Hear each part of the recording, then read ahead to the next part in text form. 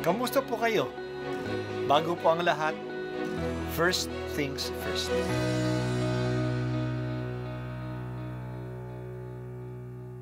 Good morning po. Sinisimulan po natin ngayon ang first things first. At dito po, tinatalakay natin sa unang bahagi ng umaga natin ay ang first readings na binabasa po sa banal na misa.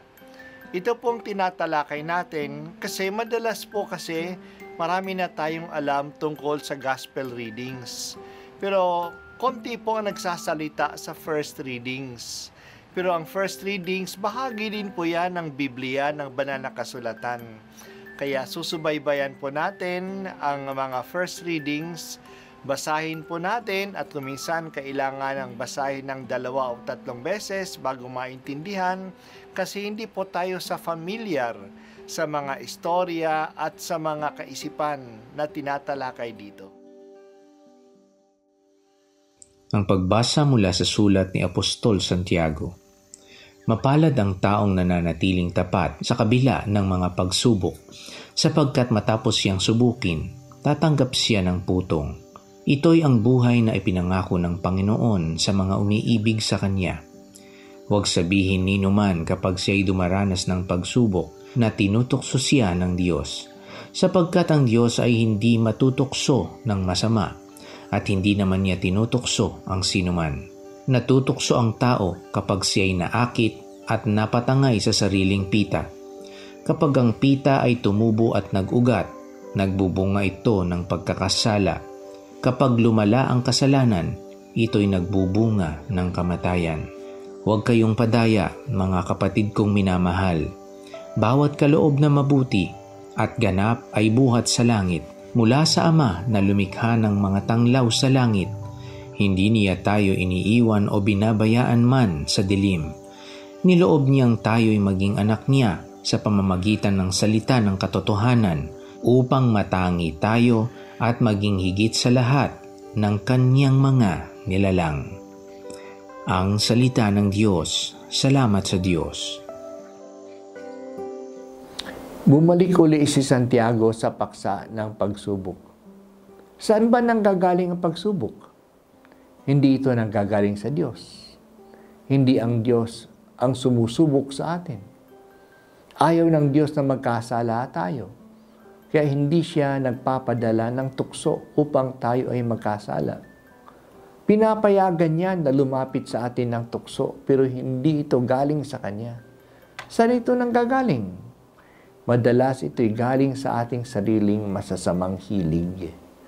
Ito'y tinatawag na pita ng laman. Galing ito sa ating pag-iisip ng masama, sa ating mga pagnanasa, sa ating kapabayaan tulad ng katamaran. Dito tayo sinasalakay ng tukso. Ika nga, laziness is the workshop of the devil. Kung tatamad-tamad tayo, dito tayo natutukso. Ang masasamang plano, masasamang hilig, masasamang pagnanasa ay nakakaugat at tumutubo sa taong walang pinagkakaabalahan. Ang tukso ay nagdadala ng kasalanan kung hindi ito pinipigilan at ang kasalanan ay nagdadala ng kamatayan. Kamatayan ng grasya ng Diyos sa atin at ganun din kamatayan ng iba o kamatayan ng sarili. Ang pagpatay ay resulta ng kasalanan. Ang kasamaan at tukso ay hindi nanggagaling sa Diyos. Sa halip, ang bawat kabutihan ay nanggagaling sa Diyos. Ang kabutihan ay parang isang liwanag na nagbibigay ng sigla sa buhay natin. Ganun din ang salita ng Diyos. Ito'y nagsisilbing liwanag. Ito ay nagdadala ng katotohanan sa atin. Isang katangian ng kasalanan ay ito ay nagtatago. Kasi ito'y gawain ng kadiliman. Ayaw ng taong makasalanan na mabisto siya. Ayaw niyang mabisto siya. At kapag nabisto ito, ito'y naninisi. Ayaw niyang aminin ang kanyang kasalanan. Sinisisi ang iba. Ito'y nangyari sa unang kasalanan sa Harden ng Eden. Nung tinanong ng Diyos ang lalaki, bakit siya sumuway at kumain ng pinagbabawal na prutas, itinuro niya ang babae. Siya kasi. At itinuro naman ng babae ang ahas. Yan kasi. Sa pagsisisiyang ito, pati ang Diyos ay nasisisi pa. Ang Diyos kasi, pinahirapan ako. Ang Diyos kasi, nilagay ako sa ganitong sitwasyon. Maliwanag na sinabi sa atin ni Santiago na ang Diyos ay hindi manunukso ng masama. Hindi naman niya tinutukso ang sinuman. Hindi siya ang pinanggalingan ng kasamaan. Sa halip, bawat kaloob na mabuti at ganap ay buhat sa langit. Purihin natin ang lahat ng kabutihan. Galing yan sa Diyos, kahit na kabutihan na ginagawa ng ating kaaway.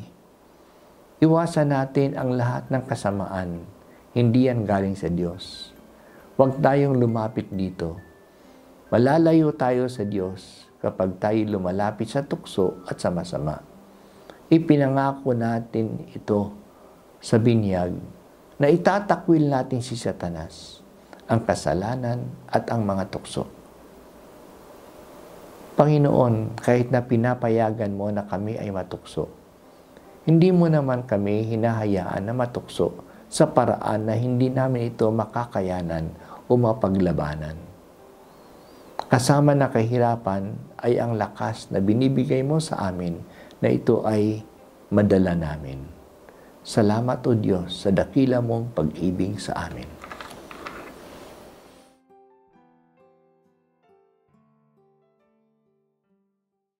At ako po ay si Bishop Broderick Pabilio dito sa First Things First.